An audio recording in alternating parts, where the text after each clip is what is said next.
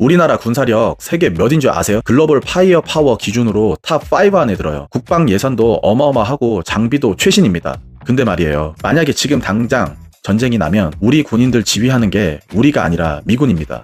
이게 말이 돼? 라 싶죠? 근데 진짜예요.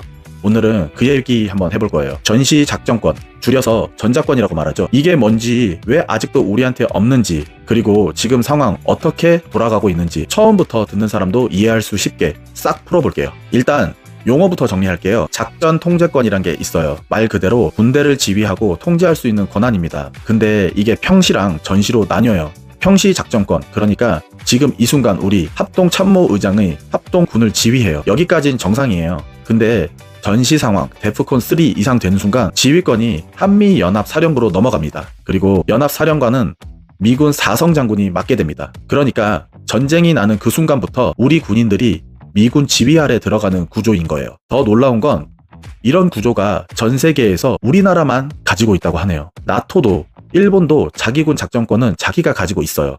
우리만 예외예요. 그럼 이게 왜 이렇게 됐냐? 시작은 한국전쟁부터 시작합니다. 1950년에 전쟁이 터지고 이승만 대통령이 유엔군 사령관한테 작전권을 넘겨버렸어요. 당시엔 어쩔 수가 없었어요. 전쟁 중이었으니까. 그게 1978년에 한미연합사가 생기면서 유엔군에서 연합사로 이관이 됐고, 그나마 1994년에 평시 작전권은 우리가 가져왔어요. 그것도 30년 전 이야기예요. 그 다음은 진짜 드라마입니다. 노무현 정부 때 미국이랑 합의를 했어요. 2012년 4월 17일에 전작권 넘길 게 날짜까지 딱 박았습니다. 그런데 이명박 정부가 들어서면서 안보 상황이 불안하다며 2015년으로 밀어버려요. 그리고 박근혜 정부 때 14년에 아예 날짜를 없애버렸어요. 한국군의 능력이 갖춰지고 안보 환경이 안정될 때라는 조건부로 바뀌어버린 거예요. 사실상 무기한 연기가 돼버린 거죠. 2012년에서 2015년에서 무기한, 이게 전작권 환수의 역사입니다. 그럼 그 조건이 뭔지 한번 짚어봐야겠네요. 이 조건은 크게 세 가지예요. 첫 번째, 한국군이 연합방위를 스스로 주도할 수 있는 군사 능력이 있냐? 연합방위란 여러 나라 군대를 지휘를 할 수 있느냐, 모아서 여러 나라 군대를. 둘째, 북한 핵미사일 위협에 즉각 대응할 수 있냐. 셋째, 한반도 안보 환경이 안정적이냐. 이 세 가지를 주기적으로 평가하는데 19년에 기본 운용 능력 검증을 한번 해봤습니다. 근데 아직 최종 단계까지는 못 갔습니다. 솔직히 조건들이 까다로운 이유가 있어요. 북한 핵은 날로 고도화되고 안보 환경은 오히려 더 불안해지고 있잖아요.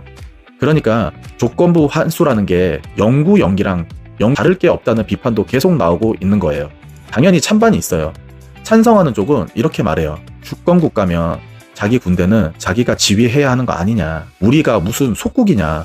이렇게 가장 강력한 논리가 있습니다. 거기다 우리 군사력이 이 정도까지 왔는데 언제까지 전쟁 나면 미군한테 맡기냐라는 말이죠. 반대하는 쪽은 타이밍을 문제로 삼아요. 북한이 핵 고도화하는 지금이야말로 환수할 때 아니냐라는 거예요. 그리고 결정적으로 전작권 환수가 주한미군 감축의 신호가 될 수 있다는 우려. 이에 대해 찬성 측은 반박해요. 전작권 환수가 미군 철수를 의미하는 게 아니다. 한미가 동등하게 협력하는 구조가 되는 거다. 이 논쟁은 지금도 현재 진행 중입니다. 자, 그래서 지금은 어떻게 돌아가고 있냐? 이재명 대통령이 전작권 환수를 대선 공약으로 내걸었어요. 그리고 취임하자마자 첫 NSC 회의에서 이 얘기가 나왔고, 대통령실은 한미 간 협의 계속 해나갈 것이라고 공식적으로 발표했습니다. 근데 여기서 진짜 흥미로운 게 나와요. 지금 미국이랑 관세 협상 중이잖아요. 근데 이 작전권 환수를 협상 카드로 쓰자는 얘기가 나온 겁니다. 왜냐면 트럼프 행정부도 사실 전작권 전환에 긍정적인 면이 있다고 하네요. 중국을 견제하기 위해 주한미군을 좀 더 유연하게 쓰고 싶거든요. 트럼프 행정부는 미군을 한반도에만 묶어두지 않아도 된다는 얘기입니다. 그러니까 이번에 한미 양쪽이 이해가 묘하게 맞아떨어지는 상황이 생긴 거네요. 역대로 이런 경우가 없었습니다. 그러면 정리를 한번 해볼게요. 전시작전권은 단순히 군사 문제가 아니라 한미 동맹의 성격, 주한미군의 문제, 북핵 억지력, 심지어는 관세 협상까지 다 엮이는 문제였네요. 70년 넘게 끌어온 이 문제가 이재명 정부에서 그리고 트럼프 행정부 시기에 어떻게 전개되느냐에 따라 한미 관계의 성격 자체가 바뀔 수도 있다고 생각을 합니다. 자, 앞으로 이 이슈 나올 때 오늘은 의견을 얘기하는 게 의견과 여러분의 의견을 얘기한 게 아니라 오직 전시 작전권에 대해서 한번 알아봤습니다. 앞으로 이 이슈가 계속 나올 때 오늘 내용 알아뒀다가 이런 게 전시 작전권이구나, 나는 이렇게 생각한다라는 판단의 기준이 됐으면 좋겠습니다. 자, 오늘 여기까지 하겠습니다. 끝까지 시청해 주셔서 감사합니다.